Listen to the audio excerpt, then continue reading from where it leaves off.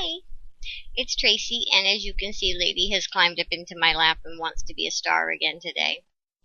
I chased my husband out of his chair and told him to go lay down for a little while and take a little nap because we're going to be up late tonight. And I figured I'd do a quick video while he was resting. Sorry, she wants to be loved. She likes me rubbing her ears. Something I was thinking about today, because I'm really excited, because I am going to be having use of my truck again as of this month. As some of you know, the reason we're in the campground we're currently in is because we broke down here a little over a year ago, and the truck has taken forever to get up and running again. It's finally up and running. We're going to get it registered. Well, we just got it insured. We're going to get it registered this month, which means I have use of my vehicle again. Which means we have to make a decision. Do we stay here for another year, or do we move on? Because there's a campground that we stayed in a few years ago that we would really like to go back to. It's in another state, and it's an area that we really like, and I don't know, I really want to be there. That was where we were headed when we broke down here. It's always been our intention to go there. But the downside is the thing that I find hardest every time we move, which is finding a new doctor. We've been here a little over a year, and we just now finally decided to give up and go back to our old doctor, because we're really only about an hour and a half, 2 hours north of where we previously were. So we just buckled down and paid our friend some money for gas and had her take us back down to our old doctor, because every doctor we went to around here we were having trouble feeling comfortable with and getting even some of the help that we need. It's hard because I have a chronic illness. My husband has chronic issues that some doctors prefer not to deal with. And of course, they don't tell you this when you call. They don't tell you this till you're at the appointment and have to pay for an appointment. So I was really frustrated, and I have a real phobia of doctors now, so we went back to our old doctor. But now, here we're going to have our truck again. We could go to the campground that I want to be at, but then it's going to be searching for a new doctor again and going through all of that again. And do I want to put up with that stress? And my husband has some things that need to get done that are going to take a matter of months to get into place. So do we go find a doctor up there and put it all into place up there, or do we stick with the doctor we're with and just stay here for another year and deal with it here and then go? So that's been on my mind today. That's going to be on my mind a lot over the next few weeks while we're determining our next step. The pros of staying here are I get to see the snowbirds who I really enjoy spending time with. I get to be in a place where there are activities, scheduled activities during the winter. Yes, it's quiet during the summer, but I enjoy the quiet.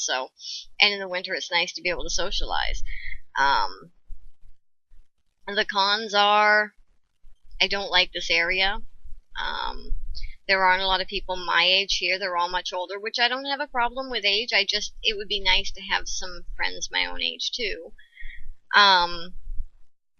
There's no pool here, and there's a pool at the other one. And I'm not finding healthcare, really, not in this area. I still have to drive an hour and a half south to do it. If we move, I'll be forced to find something close by. So there are pros and cons, and I'm going to be weighing on them, and my husband and I will talk about it. And here's the thing. With a full-time RVer, nothing's ever set in stone. That's the idea. You can get up and leave when you want.